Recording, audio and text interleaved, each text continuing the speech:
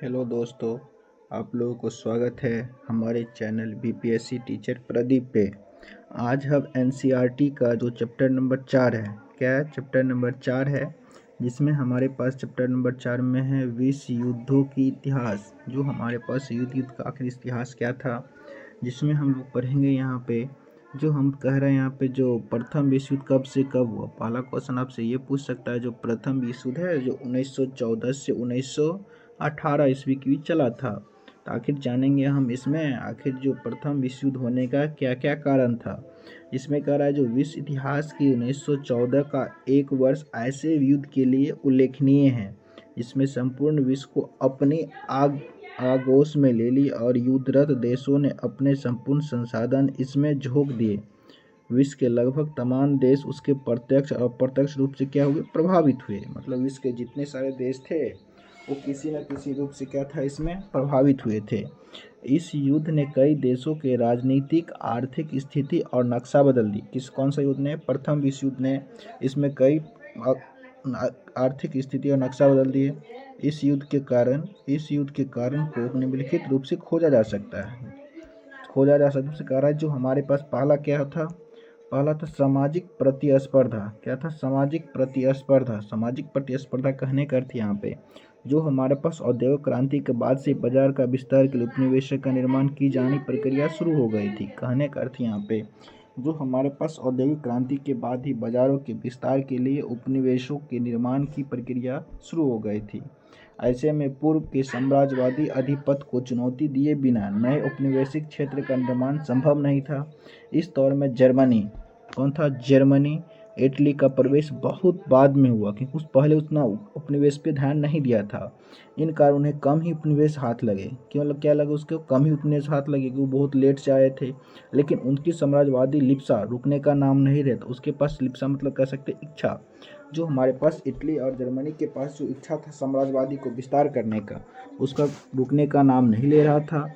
1914 ईस्वी में जर्मनी औद्योगिक क्षेत्र में काफ़ी प्रगति कर चुका था। कब? 1914 ईस्वी के समय तक जर्मनी औद्योगिक क्षेत्र में काफ़ी प्रगति कर चुके थे। वह ब्रिटेन और फ्रांस को भी काफ़ी पीछे छोड़ चुका था। कह रहा है यहाँ पे जर्मनी का भी उद्योग के लिए कच्चे माल और फिर तैयार माल के लिए बाजार की आवश्यकता थी, क्योंकि जब जर्मनी में औद्योगिकरण तेजी से बढ़ रहा था तो उसके सामान और कह सकते हैं कच्चा सामान और माल तैयार हुए सामान को बेचने के लिए उसके पास बाजार की बहुत सारी आवश्यकता होने लगी। किंतु एशिया और अफ्रीका के अधिकांश हिस्सों को पुराने साम्राज्यवादी देश अपने में बांट चुके थे। किंतु जो हमारे पास चाहे एशिया हो या अफ्रीका के अधिकांश जो हिस्से जो थे, जिसमें कह सकते हैं ब्रिटेन, फ्रांस या कह सकते हैं अधिकांश देशों ने जो पुराने साम्राज्यवाद का विस्तार कर रहा था उस आपस में क्या कर चुके थे, बांट चुके थे। तब तो जर्मनी को भी तो अपना उपनिवेश चाहिए। ऐसी परिस्थिति में जर्मनी साम्राज्यवादी ने पतनशील तुर्की साम्राज्य की अर्थव्यवस्था अपना नियंत्रण करना चाहा। किस पे? जो तुर्की था उसका पतन कर सकते हैं 1453 ईस्वी में हो गया था। वही कारण जो हमारे पास पतनशील तुर्की साम्राज्य पर अपना अधिकार करना, नियंत्रण करना चाहा। इसके लिए जर्मनी ने तुर्कों के सुल्तान से बर्लिन से बगदाद तक रेलवे लाइन बिछाने का योजना पर स्वीकृति चाही। किसने?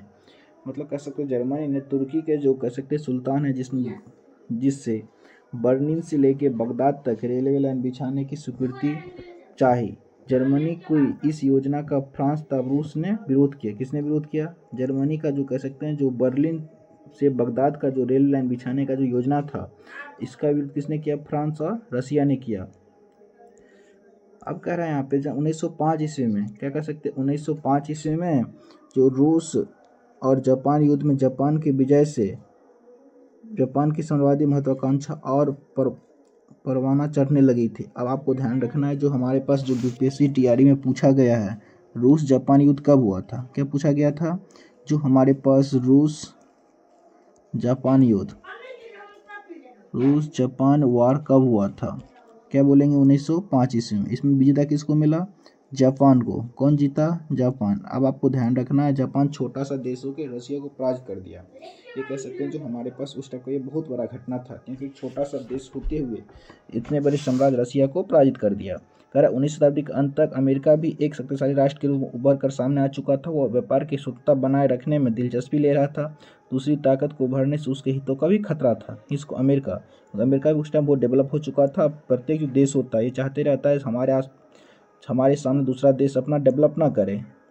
फिर कह रहा एक होता है उग्र राष्ट्रवाद। 19वीं शताब्दी के उत्तरार्ध तक यूरोप के देशों में राष्ट्रीयता का संचार उग्र रूप से होने लगा।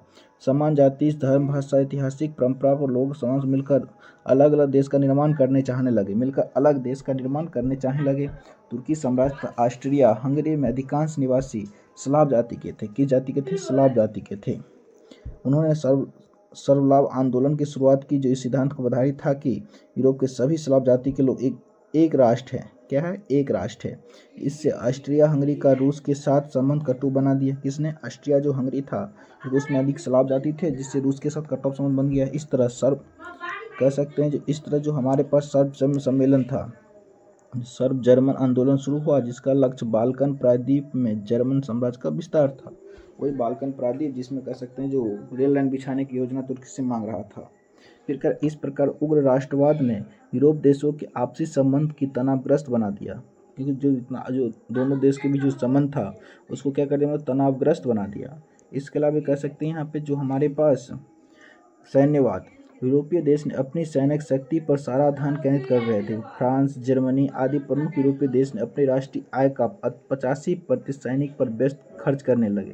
तो कह सकते हैं उस टाइम को जब जितना सारा देश है वो अपनी सैनिक शक्ति को बढ़ाने लगे, और ये भी कह सकते हैं जो उसका जो भी आय था राष्ट्रीय आय, उसका 85% तक सैनिक खर्च या तैयारी में लगा दिए। बस 15% ही था जो अदर काम के लगाते थे। 1913-14 में फ्रांस के पास लगभग 8 लाख, जर्मनी में लगभग 7,60,000 और रशिया 15 लाख स्थायी सेना था। जल सेना के क्षेत्र में शुरू से ही इंग्लैंड का आधिपत्य रहा था। जर्मनी ने इसकी चुनौती के रूप में लिया और इंग्लैंड को नीचा दिखाने के लिए जहाजी बेड़ा बनाना शुरू। किसने? जर्मनी ने।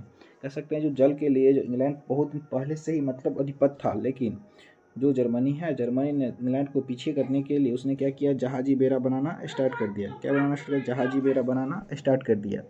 1912 में जर्मनी ने इम्परेटर नामक जहाज बनाया, जो उस समय का सबसे बड़ा जहाज था।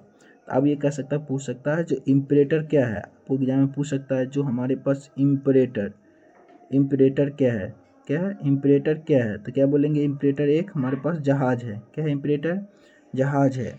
वही कह रहा है जो 1912 में जर्मनी ने एक सबसे बड़ा जहाज बनाया, जिसका नाम क्या रखा था? इम्परेटर। क्या रखा था? इम्परेटर। अब कर है गुटों का निर्माण। जब हमारे पास कह सकते हैं जब दो देश में दुश्मनी होने लगता है तो एक देश दूसरे देश से गुट बनाना लगता है, तो वही कर रहा है यहाँ पे जो हमारे पास गुटों का निर्माण। साम्राज्यवादी लिप्सा के शिकार शक्तिशाली देश अपने अपने हितों के अनुरूप गुटों का निर्माण करने लगे। एक समान स्वार्थ का केंद्र में रखकर रणनीति तय करने लगे थे। परिणाम स्वरूप संपूर्ण यूरोप गुटों में बटा हुआ था। यूरोप धीरे धीरे सैनिक शिविर का रूप लेते जा रहा था। यूरोप में यह प्रक्रिया 19वीं शताब्दी में ही जारी हुआ था। यूरोप में गुटबंदी का जन्मदाता चांसलर बिस्मार्क को माना जाता है। आप ये से पूछ सकता है जो यूरोप में जो गुट का जो जन्मदाता किसे माना जाता है? जर्मनी का जो चांसलर का नाम क्या है? बिस्मार्क, जो आपकी एग्जाम के लिए क्या है? बहुत इंपॉर्टेंट है, वीवी है। सन 1779 में ऑस्ट्रिया के साथ द्वैध संधि हुई और 1882 में एक ट्रिपल अलायंस बना, जिसमें जर्मनी, ऑस्ट्रिया, हंगरी और इटली शामिल हुए। अब ये कह सकते हैं 1882 में एक त्रिकूट या ट्रिपल अलायंस बना, जिसमें कौन कौन सा देश शामिल था? तो क्या बोलेंगे? जर्मनी, ऑस्ट्रिया, हंगरी और इटली शामिल थे। एक त्रिकूट बिस्मार्क ने फ्रांस के विरुद्ध बनाया था। कहाँ बनाया था? फ्रांस के विरुद्ध। यद्यपि इटली का विश्वसनीयता संदिग्ध थी, क्योंकि उसका मुख्य उद्देश्य यूरोप को ऑस्ट्रिया हंगरी से कुछ इलाके छीनना और फ्रांस की सहायता से त्रिपोली को जीतना था। क्यों कह सकते हैं जो हमारे पास इटली है, इटली का कह सकते कुछ इटली पे सबका संदेह बना हुआ था। यूरोप में ऑस्ट्रिया हंगरी से कुछ इलाका छीनना और फ्रांस की सहायता से त्रिपोली को जीतना। इस गुट के विरोध में फ्रांस, रूस और ब्रिटेन ने 1907 में एक त्रिदेशीय संधि ट्रिपल एताइत बना लिया। कह सकते हैं पहले तो 1882 में त्रिकूट अलायंस बनाया, जिसमें कह सकते हैं जर्मनी, ऑस्ट्रिया, हंगरी और इटली था।